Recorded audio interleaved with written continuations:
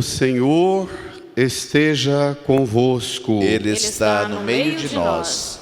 Proclamação do Evangelho de Jesus Cristo segundo Lucas. Glória a vós, Senhor. Naqueles dias, Maria partiu para a região montanhosa, dirigindo-se apressadamente a uma cidade da Judéia. Entrou na casa de Zacarias e cumprimentou Isabel. Quando Isabel ouviu a saudação de Maria, a criança pulou no seu ventre e Isabel ficou cheia do Espírito Santo. Com um grande grito exclamou: Bendita és tu entre as mulheres e bendito é o fruto do teu ventre. Como posso merecer que a mãe do meu Senhor me venha visitar? Logo que a tua saudação chegou aos meus ouvidos, a criança pulou de alegria no meu ventre. Bem-aventurada aquela que acreditou, porque será cumprido o que o Senhor lhe prometeu. Então Maria disse: A minha alma engrandece o Senhor e o meu espírito se alegra em Deus, meu Salvador. Porque olhou para a humildade de sua serva. Doravante, todas as gerações me chamarão bem-aventurada, porque o Todo-Poderoso fez grandes coisas em meu favor. O seu nome é santo, e sua misericórdia se estende de geração em geração a todos os que o respeitam. Ele mostrou a força de seu braço. Dispersou os soberbos de coração, derrubou do trono os poderosos e elevou os humildes. Encheu de bens os famintos e despediu os ricos de mãos vazias. Socorreu Israel, seu servo, lembrando-se de sua misericórdia, conforme prometera aos nossos pais, em favor de Abraão e de sua descendência para sempre. Maria ficou 3 meses com Isabel, depois voltou para casa. Palavra da salvação. Glória a vós, Senhor. Aleluia, aleluia, aleluia, aleluia, aleluia, aleluia, aleluia, aleluia.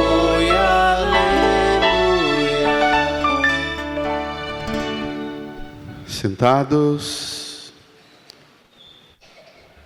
por um tempo de oração em nosso íntimo, invoquemos o auxílio do Divino Espírito Santo, suplicando que Ele nos ajude a compreender esta palavra e ser por ela transformados. Rezemos.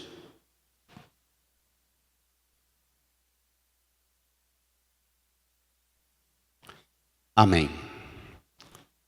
Irmãs e irmãos, a Igreja celebra no dia 15 de agosto, uma solenidade importante da Assunção de Maria. Esta expressão, Assunção, significa levada aos céus. É um dos aspectos da vida e da missão de Maria, central da nossa fé, e que é também um dogma de 1900, declarado, feito dogma em 1950, no ano do jubileu. A Igreja demorou tanto tempo para declarar o dogma da Assunção de Maria, porque não é um raciocínio simples.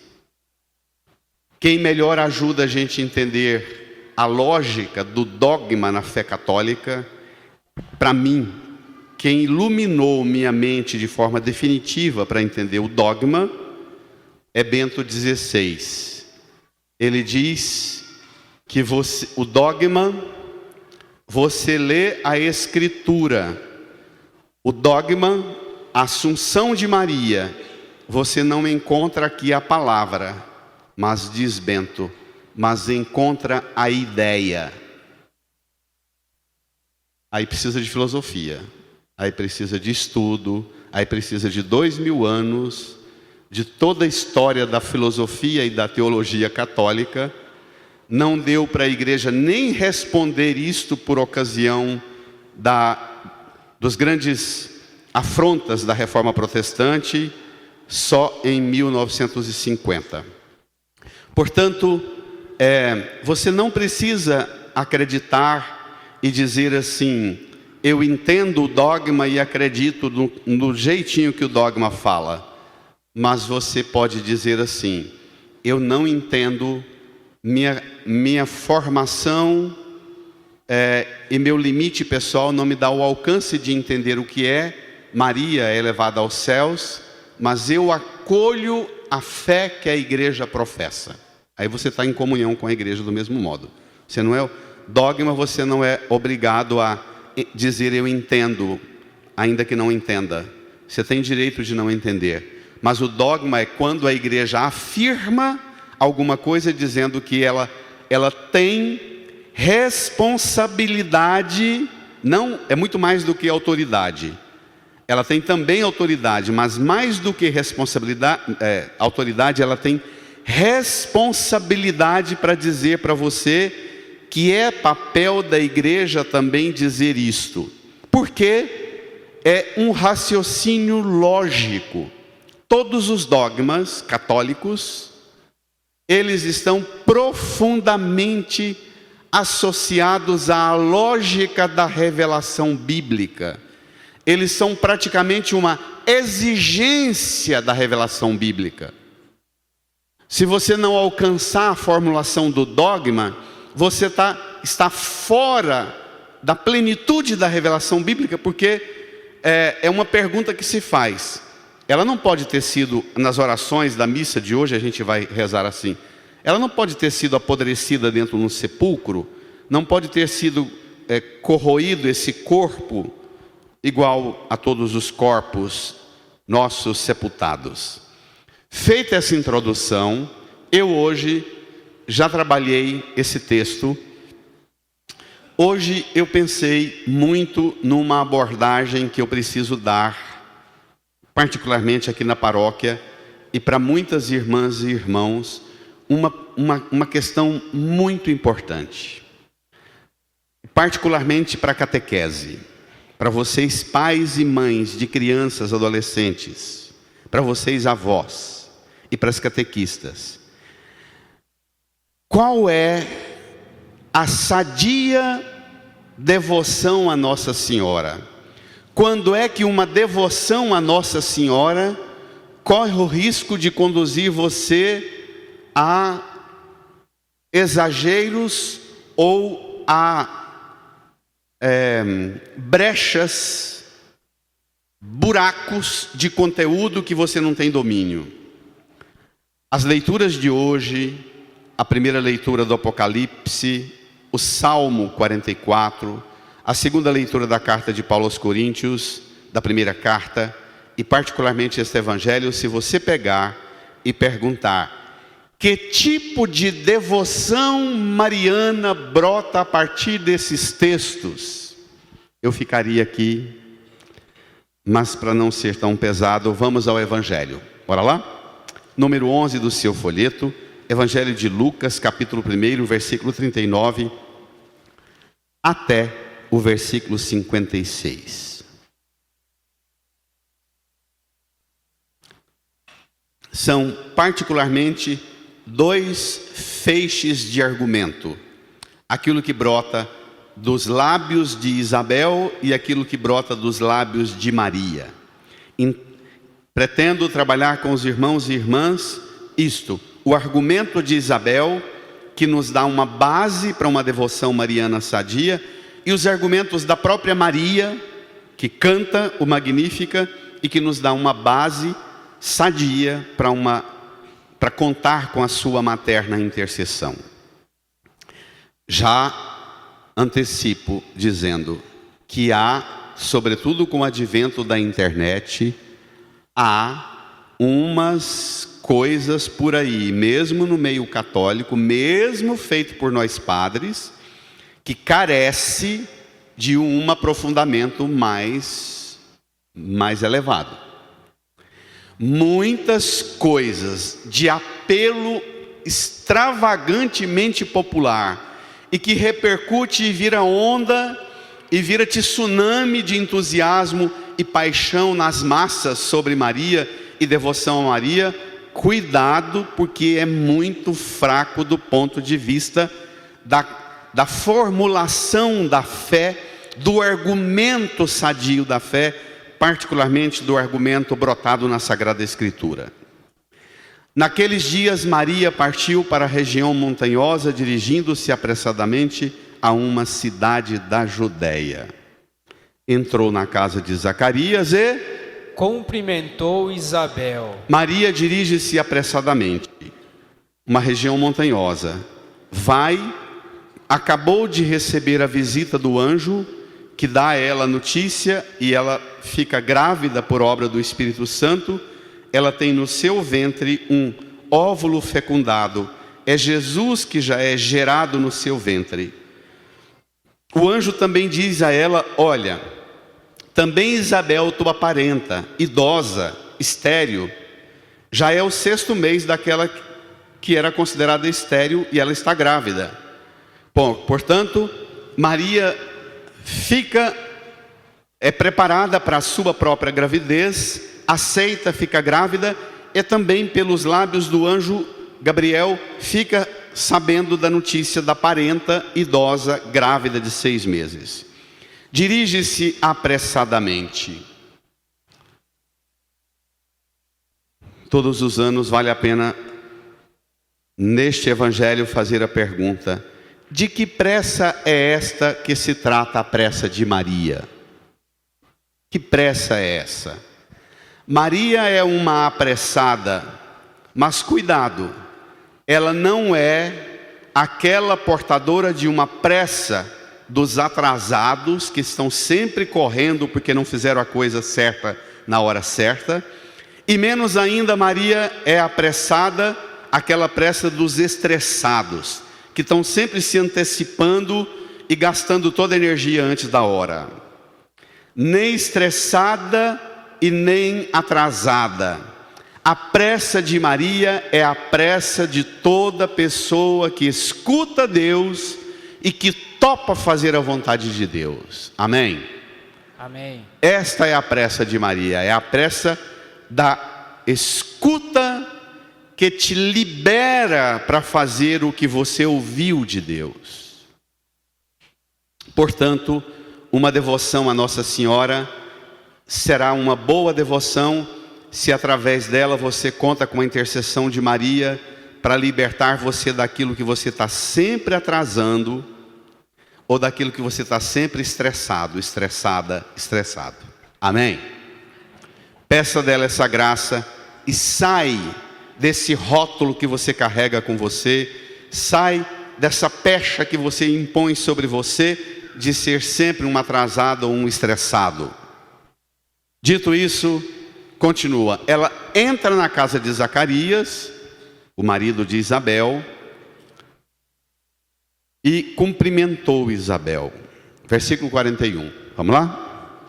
Quando Isabel, leiam, ouviu a saudação de Maria, a criança pulou no seu ventre, e Isabel ficou cheia do Espírito Santo. Isabel ficou cheia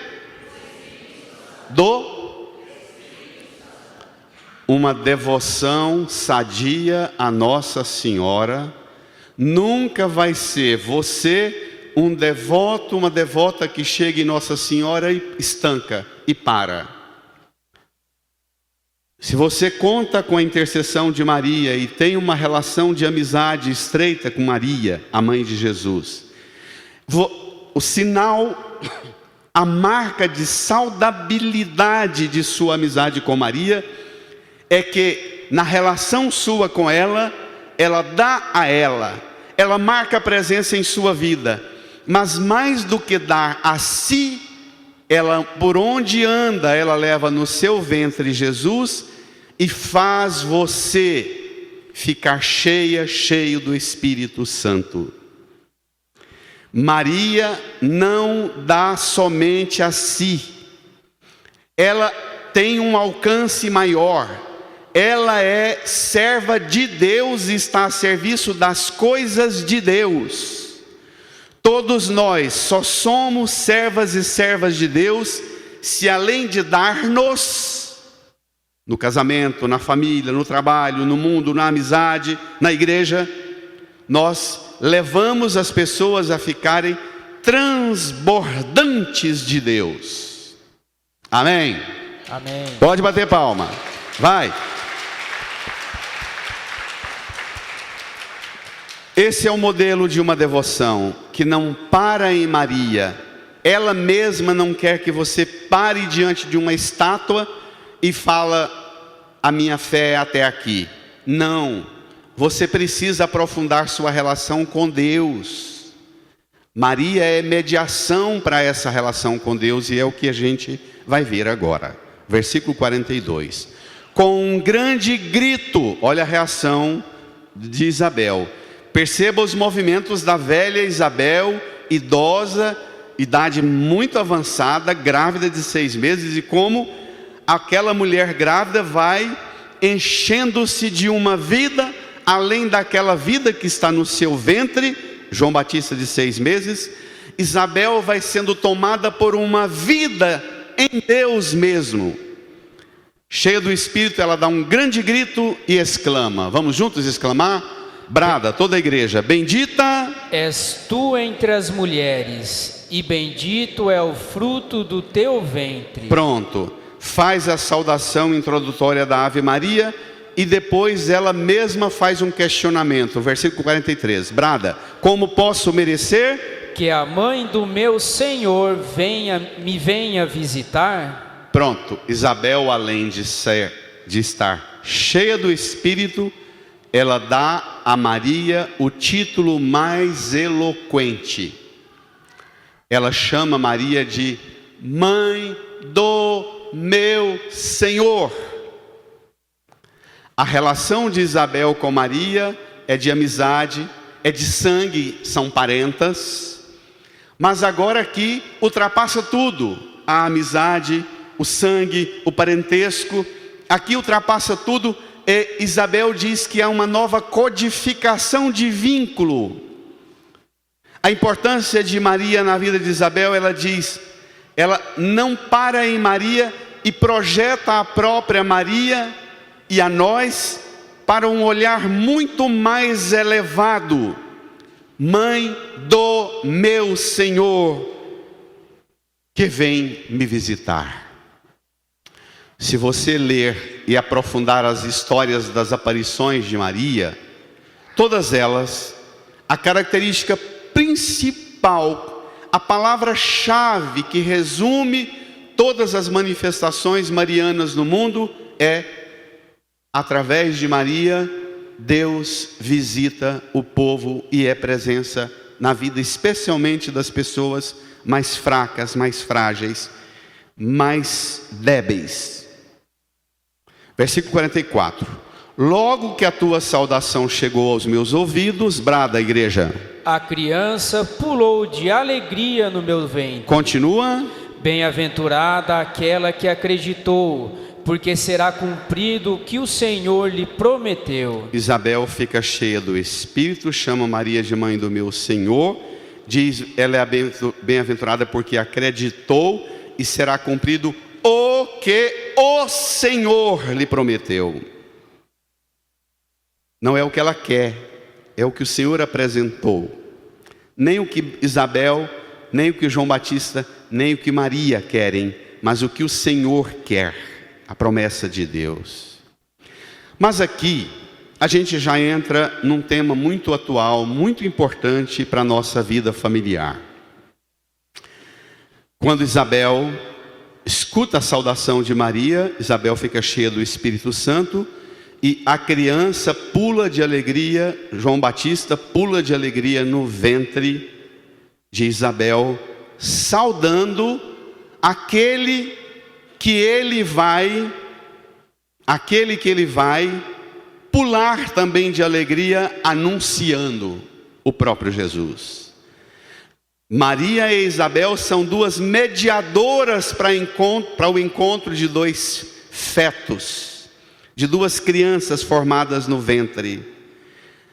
O menino João Batista pula de alegria e é preparado dentro do ventre da mãe para aproximar-se daquele que está dentro do ventre de Maria, Jesus, e para ser o anunciador e aquele único que proclamará ao mundo: eis o Cordeiro de Deus que tira o pecado do mundo.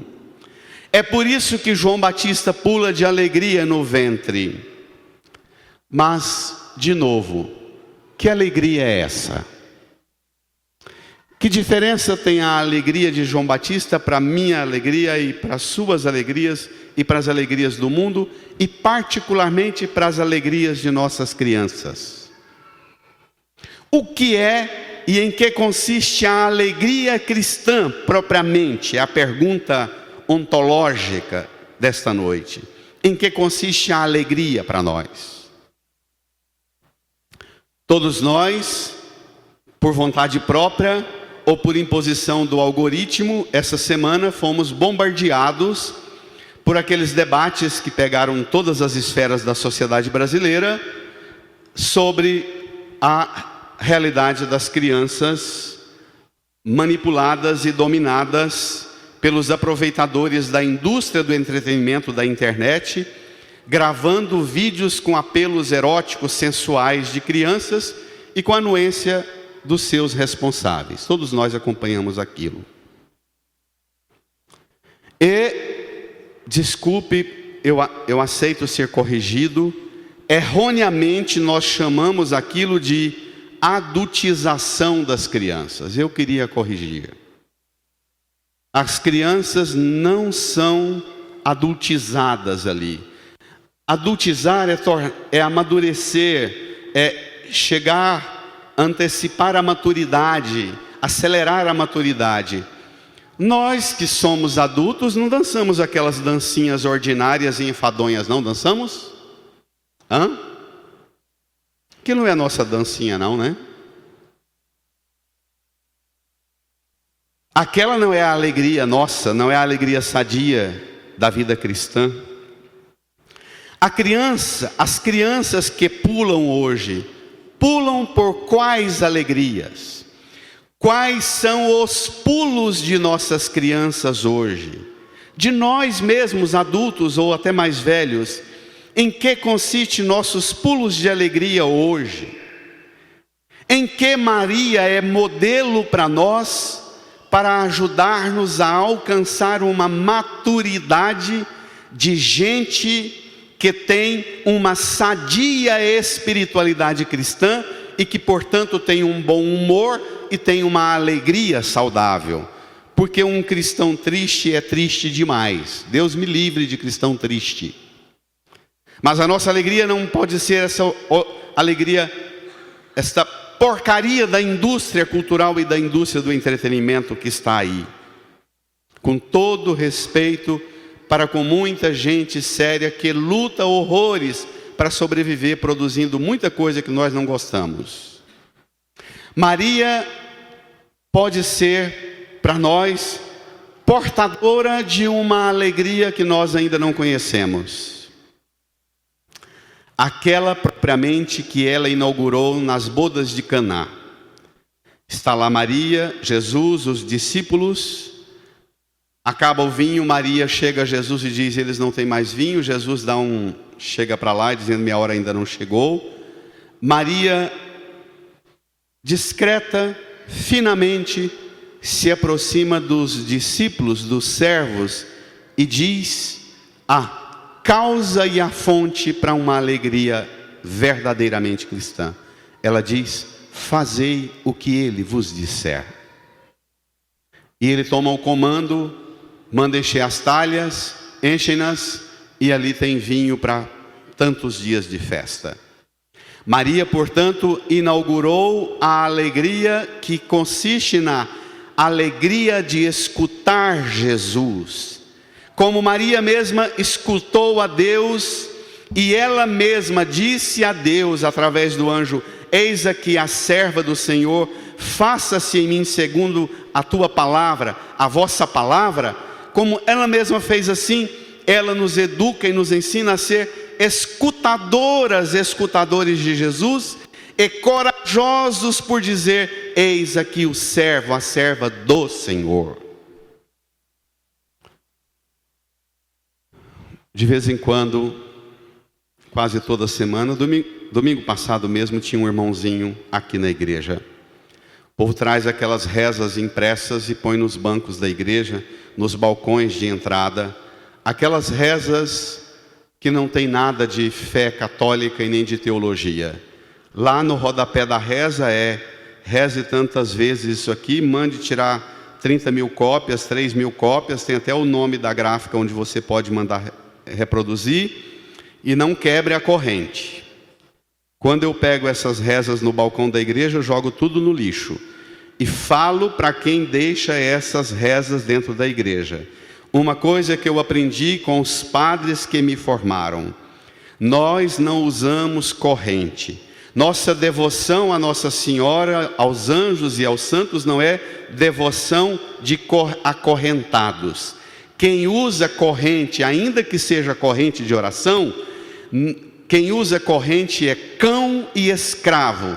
E Maria não quer ninguém tratado como cão e como escravo. Amém? Amém. Amém.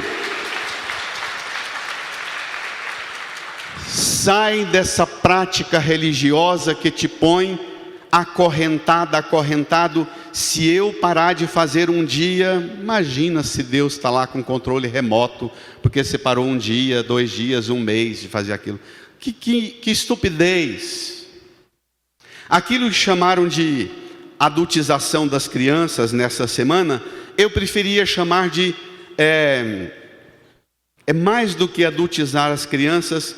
Aquilo é uma manipulação para nos tornar cada vez mais estúpidos e idiotas, para aceitarmos ser manipulados por aqueles que têm a presunção e os esquemas próprios para nos manipular. Aquilo é muito mais mecanismo de idiotização de criança e de adulto do que de adultização de crianças, não é não? Então nós precisamos ter uma relação mais emancipada. Maria leva-nos a Jesus e nos traz Jesus. Maria é uma intercessora, mas mais do que uma intercessora, ela é uma mestra. Ela nos ensina, contemplando o modo como Maria viveu, a forma com que ela se dispôs na relação com Deus. Ela é mestra e ela ensina-nos a vencer e superar os obstáculos que aparecem em nossa vida e que nos impedem de escutar Deus e de fazer a vontade de Deus. Esta é a maior contribuição de Maria. Ela é mestra, ela é modelo de gente que não se submeteu aos obstáculos, mas venceu-os. Uma salva de palmas para a mestra.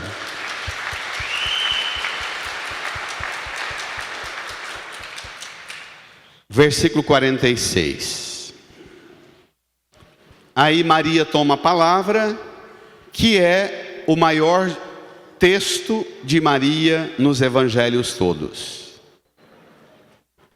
E aqui, de novo, como no discurso de Isabel, agora no discurso de Maria, nós vamos encontrar quem é Deus na vida de Maria. Vamos lá?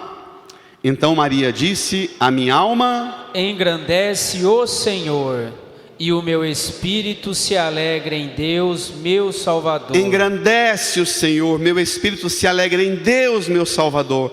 Em Maria tudo remete e sai daqui e abstrai para uma realidade maior, em Deus. Por quê? Leia a igreja. Olhou para a humildade de sua serva. O critério, portanto, não é de grandeza enfadonha e mundana, mas olhou para a humildade de sua serva. Por causa disso, doravante todas as gerações me chamarão bem-aventurada. Um evangélico precisa chamar Maria de bem-aventurada, porque existe essa profecia. No capítulo 1 de Lucas, no versículo 48, Maria profetiza: de agora em diante, todas as gerações me chamarão bem-aventurada. Um evangélico não precisa nunca ter uma imagem de Nossa Senhora em casa e nem ser devoto de Nossa Senhora, mas por causa da palavra e da profecia que Maria anuncia, todo cristão deve chamar Maria de bem-aventurada. Amém? Amém. Vai. E agora, ela fala por quê? Versículo 49. Porque o Todo-Poderoso fez grandes coisas em meu favor. Nós vamos ver agora a lista das coisas que o Todo-Poderoso fez a favor de Maria. Nenhuma foi para Maria, senão para toda a humanidade, para todos nós. A fé de Maria não é centrada num Deus que faz coisinhas para ela e ela fazendo agradinhos para Deus. A relação de Maria com Deus é uma relação emancipada, de gente adulta, madura, e que na relação com Deus ela olha para toda a realidade humana e observa a intervenção de Deus em todas as dimensões e em todos os aspectos da realidade humana. E por que não dizer também da criação, como na primeira leitura do livro do Apocalipse. Maria vai dizer, ainda no versículo 49, porque o Todo-Poderoso fez grandes coisas em meu favor, o seu nome é santo. Olha, ela já chamou de engrandece o Senhor, Deus meu Salvador, o Todo-Poderoso, o seu nome é santo. Versículo 50, e sua misericórdia se estende de geração em geração a todos os que o respeitam. E agora introduz-nos no mistério do que o Todo-Poderoso fez. Versículo 51, vamos ler? Ele mostrou a força de seu braço. Ele mostrou a força de seu braço. A força do seu braço. Na linguagem popular, num goianês bem goiano, ele mostrou a cana do braço. Arregaçou as mangas e mostrou a cana do braço. E Maria, depois de dizer que o Todo-Poderoso mostrou a força do braço, ela vai proclamar 7 ações que Deus realiza mostrando a força do braço. 7 intervenções na história. Eu queria que você ficasse muito atento, muito atenta, porque o que Maria fala aqui vai exigir de você uma devoção a Nossa Senhora que talvez você nunca tenha pensado. Vamos lá? Depois de dizer, ele mostrou a força de seu braço, 2 pontos. Lá vem as 7 intervenções. Primeira, dispersou os soberbos de coração. Segunda, derrubou do trono os poderosos. Terceira, elevou os humildes. Quarto, encheu de bens os famintos. Quinto, despediu os ricos de mãos vazias. Sexto, socorreu Israel seu servo. Sétimo, lembrando-se de sua misericórdia. Continua. Conforme prometera aos nossos pais, em favor de Abraão e de sua descendência para sempre. Essas intervenções de Deus são distribuídas em 2 modos de ações. Tudo com o braço. Ele mostrou a força de seu braço. E aí ele pega 3 categorias de gente em situação de conforto mundano e 3 categorias de gente em situação de sofrimento neste mundo. Preste atenção. Soberbos de coração, dispersou. Derrubou do trono os poderosos e despediu os ricos de mãos vazias. 3 categorias. Soberbos de coração, tronos poderosos e ricos de mãos vazias. Outras 3 categorias: elevou os humildes, encheu de bens os famintos, socorreu Israel seu servo, lembrando-se de sua misericórdia. O problema é o seguinte: quando você reza para Nossa Senhora, que ela diz que o Todo-Poderoso mostrou a força de seu braço e dispersou os soberbos de coração, você sente a cana do braço do Todo-Poderoso dando umas esparramadas em você e nas suas moitinhas por aí, nos seus grupos de WhatsApp, nos meus grupos de soberba? Você se põe na lista dos poderosos que estão em tronos e que precisam ser derrubados pela cana do braço do Todo-Poderoso? Você se põe na lista dos ricos despedidos de mãos vazias? Ou quando você reza, você apenas se apresenta como um humilde para ser elevado, um faminto para ser enchido de bens, um servo para ser socorrido, um que precisa ser lembrado na misericórdia de Deus? Esta palavra, ela é, no Cântico de Maria, uma intervenção de Deus para todas as realidades com as quais você precisa conformar sua vida à vontade de Deus. E você tem liberdade interior para dizer: Senhor, o que Maria cantou, opera e realiza, eu pagarei o preço que for, mas não me deixe mais com essa soberba de coração, não me deixe mais poderoso nesses tronos sobre os quais eu faço tanto mal para os outros. Não me deixe mais apegado às riquezas, de tal forma que elas me escravizem tanto e me faça fazer tanto mal para os outros. Você reza assim ou precisa melhorar? O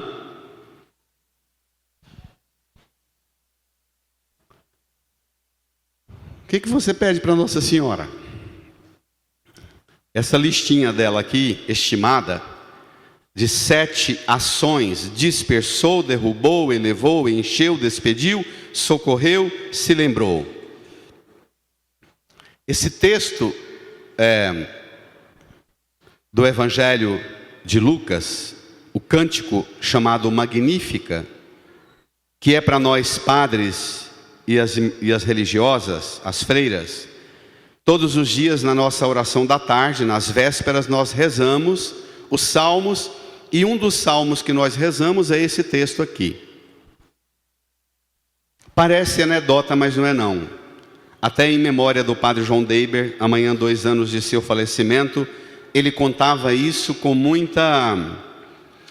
muito zelo, porque ele tinha funções muito distintas no governo pastoral da Arquidiocese de Goiânia, e viveu aqueles anos terríveis do regime militar e de todas as atrocidades de direita e de esquerda que foram cometidos aqui no Brasil drasticamente.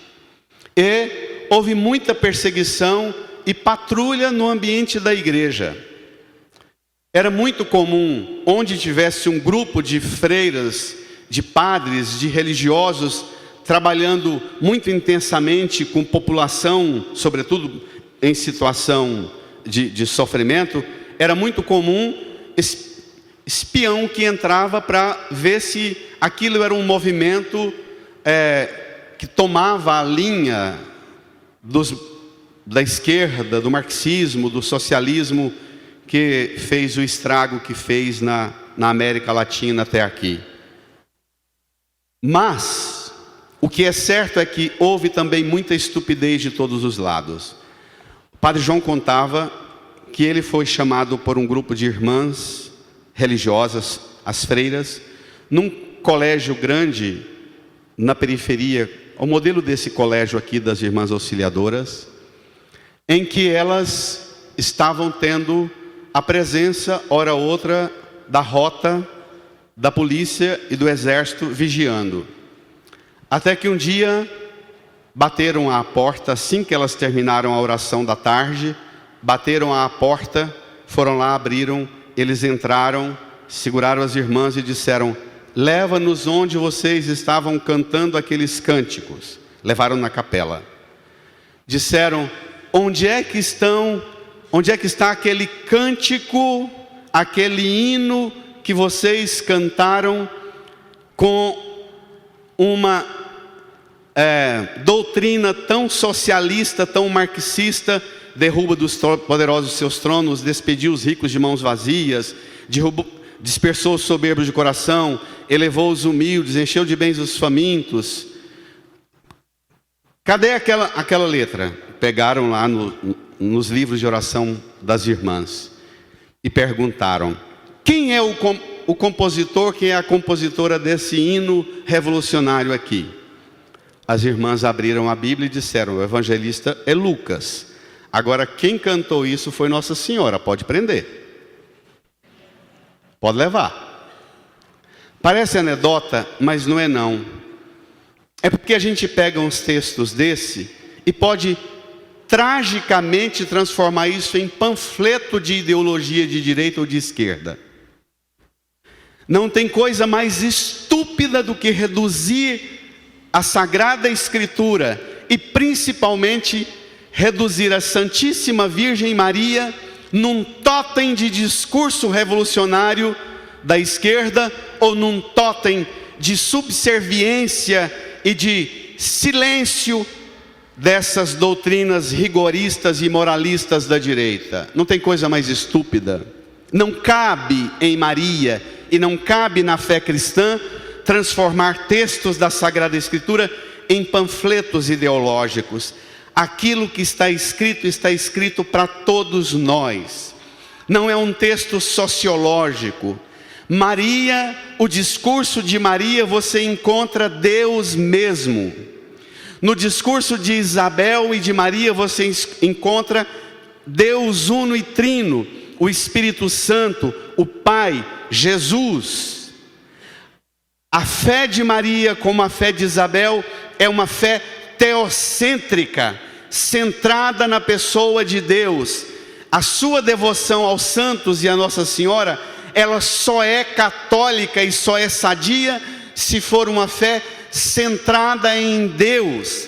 Maria é mediação, modelo para que você aprofunde, pesquise, estude, contemple e conte com a intercessão dela para que você viva a sua disposição para fazer a vontade de Deus como Maria fez.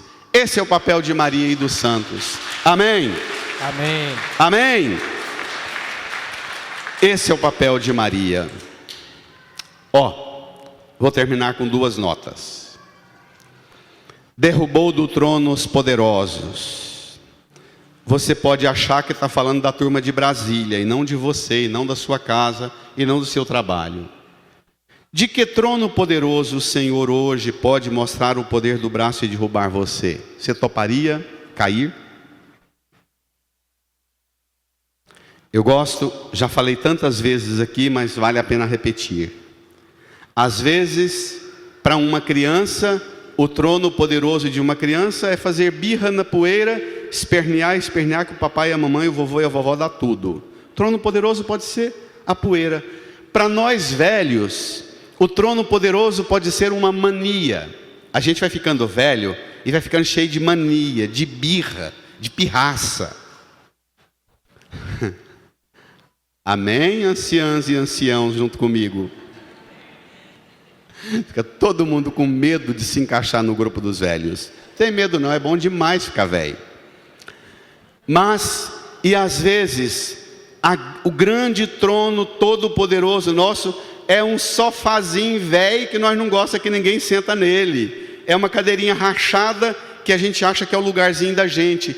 São as ideiazinhas fixas, são os comportamentos repetitivos que a gente reproduz e quer que todo mundo entre na lógica dessa repetição, porque nós achamos que o mundo vai ser governado através da forma da gente compreender as coisas.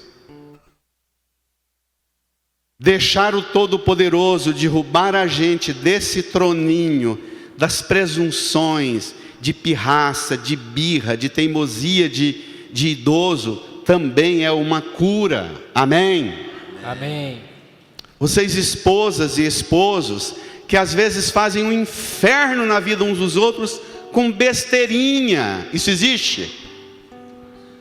Quantos que dizem assim: padre, eu não aguento mais. E não é grande coisa, escândalo não. São manias, são ciclos repetitivos que incomodam, que são desconfortáveis, que são incômodos, que são chatos. Trono, peça do Senhor para derrubar você desse trono, despedir você de mãos vazias, coisas com as quais você vive grudado, dominando todo mundo através de seu apego. Fale para o Senhor: não, eu não quero mais ser escravo desse apego. Elevar você, eleva os humildes, enche de bens os famintos.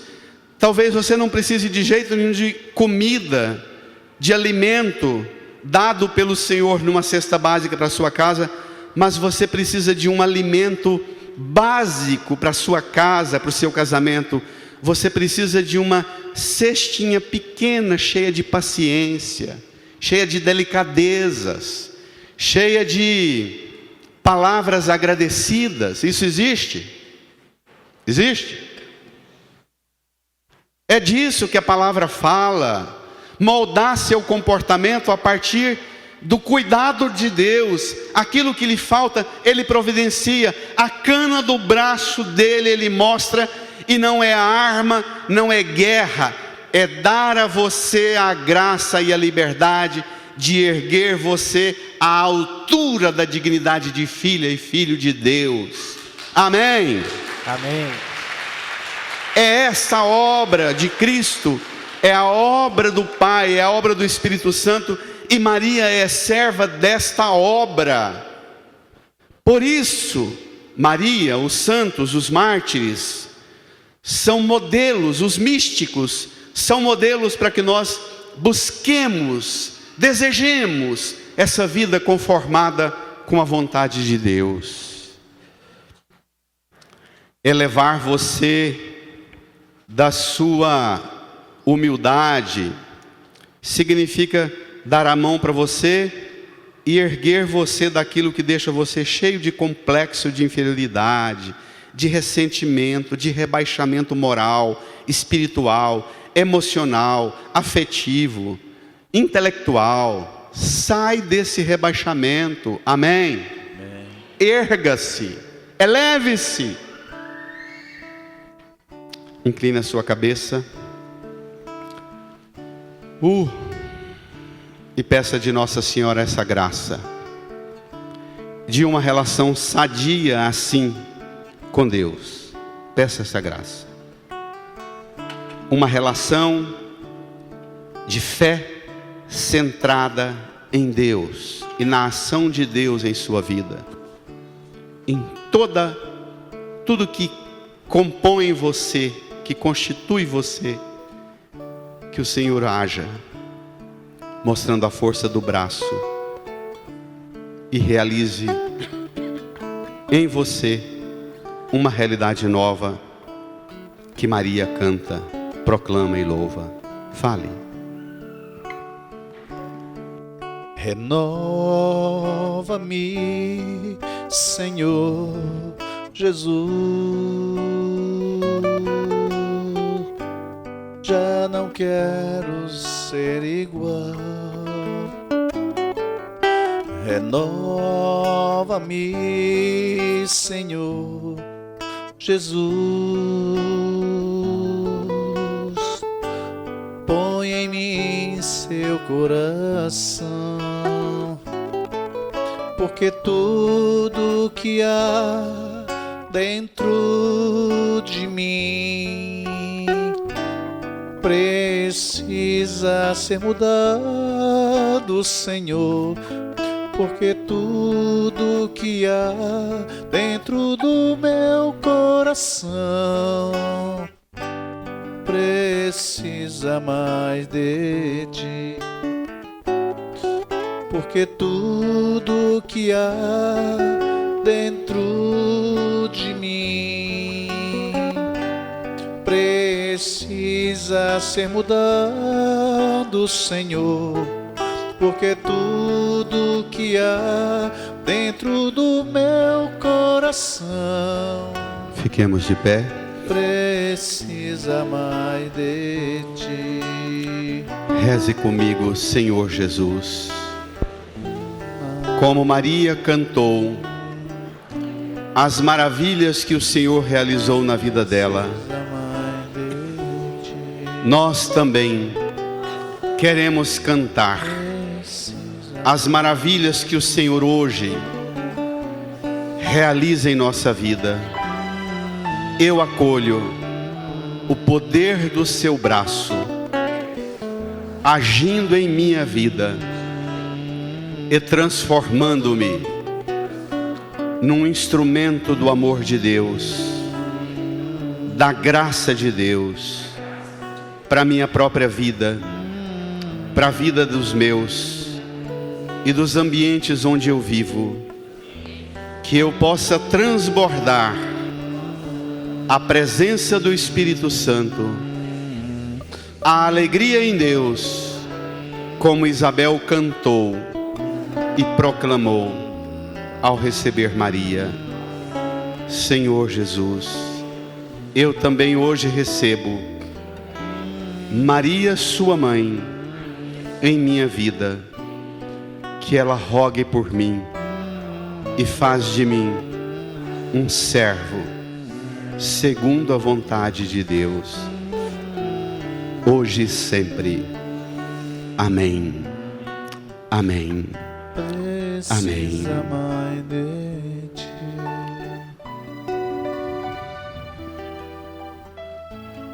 E com toda a firmeza de Maria e de Isabel, professe a sua fé dizendo: creio